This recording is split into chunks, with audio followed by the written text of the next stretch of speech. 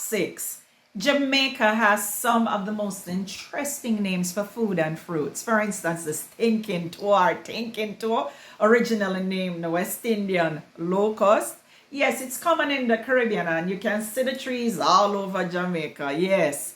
The pod, it's a brown pod that's shaped like a toe, and inside of it is an edible dry pulp that it stink, repugnant smell. That's why they call it stinking toe. Yes. And then we have a lovely treat, dokono, or them call it Thai leaf or blue draws. Yes.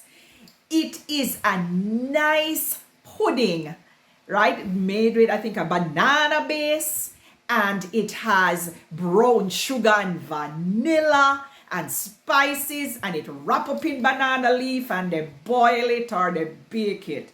And yes, it's originally a West African food. Yes.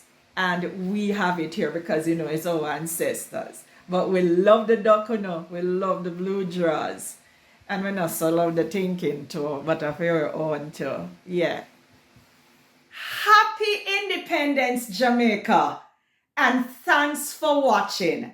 You can follow me on my social media on Facebook at tanya.hernandez.9440234 or on my Instagram at Doraytee, Doraytee.